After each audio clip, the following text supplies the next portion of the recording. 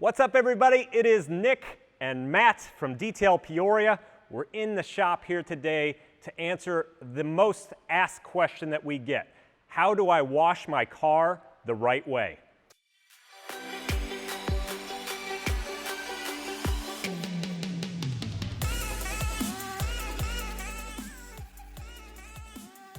We're going to show you all kinds of different techniques, processes, and tools to get the job done right. But one thing that you need to keep in mind is the right mentality. As long as you use the right mentality and you have that in the back of your mind of what you're trying to accomplish, you're going to do all right. So you're trying to remove dirt and debris from your dirty car with as little effort as possible without dragging the dirt across the surface. So just keep that in mind as we're going about this and teaching you this process. You're just trying to touch the paint in as controlled a manner as possible.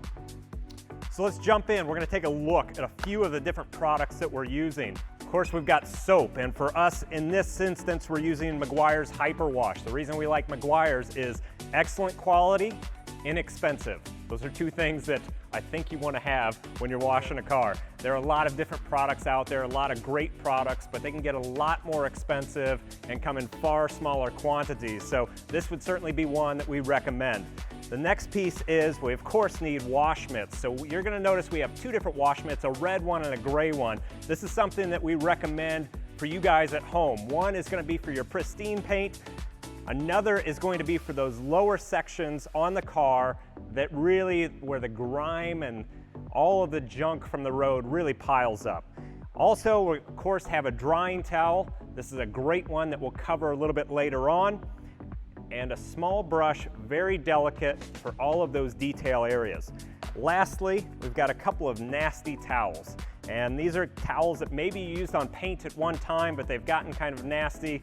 Still good enough to hang on to, but these are going to be excellent for using on edges of fender wells and areas like that. All right, so we're about to tackle the paint. Before you do any of that, you want to get your wheels and tires clean first. Those are the dirtiest parts of the car. We have a detailed video on that, so you can click the link above or in the description down below and check out those details. But right now we're going to focus on the paint.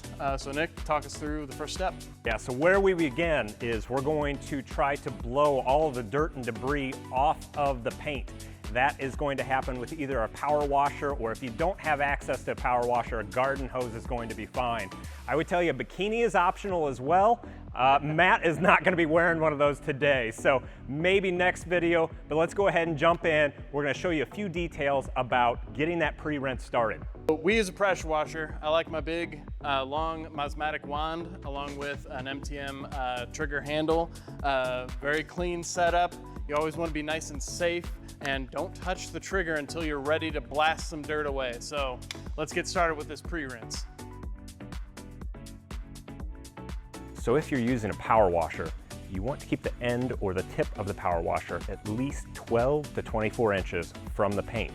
Also, one other thing to mention is if you have an assortment of power washer tips, a 40-degree tip is what we recommend.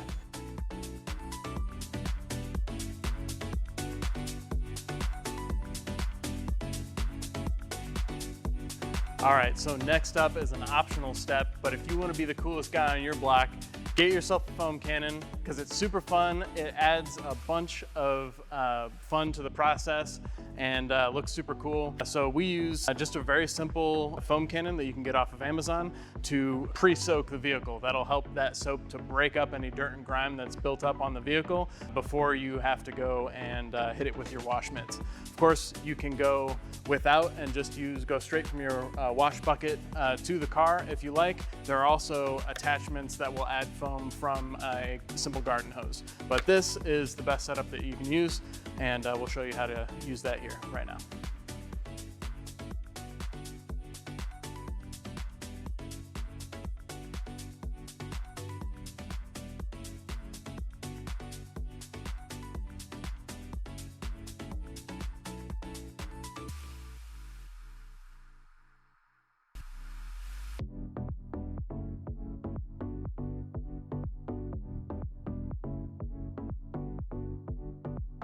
Using an extra soft brush, you want to go around the vehicle near all the cracks where dirt tends to accumulate and gently brush them away.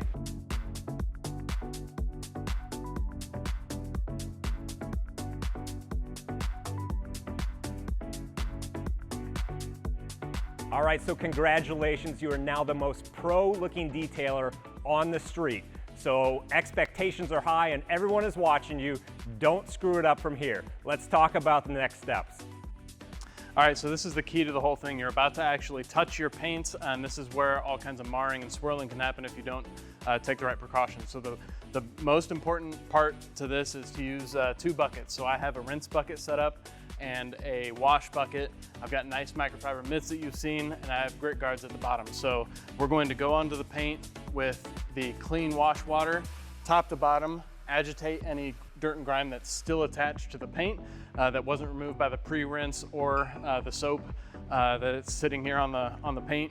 And then when I come off with my mitt, I need to agitate against the grit card in the rinse bucket so that all of the dirt that I'm pulling off the vehicle only goes into this bucket.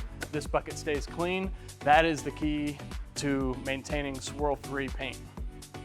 So as Matt goes around the vehicle, let's talk about how often you're going to dip that mitt into the bucket. So at maximum, you want to use one side of the mitt per panel. So front door, one side of the mitt. Then you're going to flip it over.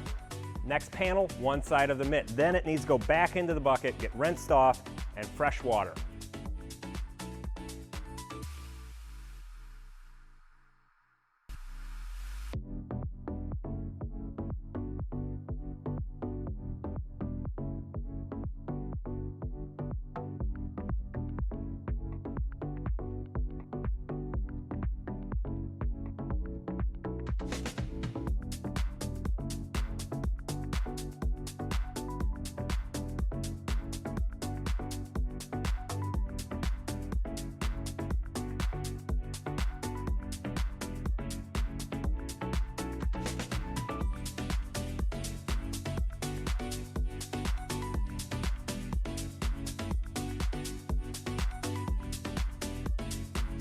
As Matt begins the final rinse of the vehicle, once again, you want to start at the top of the vehicle, working your way downward. Obviously, the soap will be a great indication of if you're working your top down and if the vehicle's been properly rinsed off.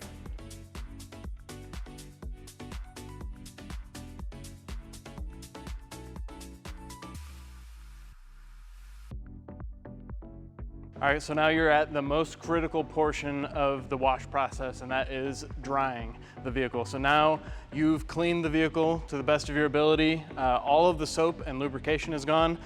So now if there is any dirt left, you just have the towel and water. So it's critical that you make sure that you've got the car clean, that you've got really nice, soft absorbing microfiber towels that you can use 0 pressure with and dry the panels as simply as possible.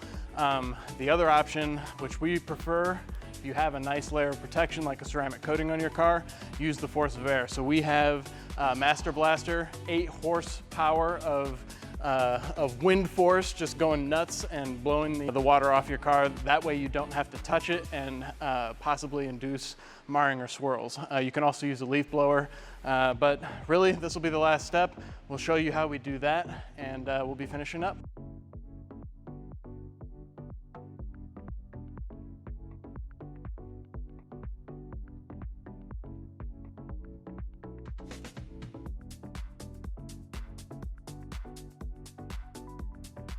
All right, so that is the process.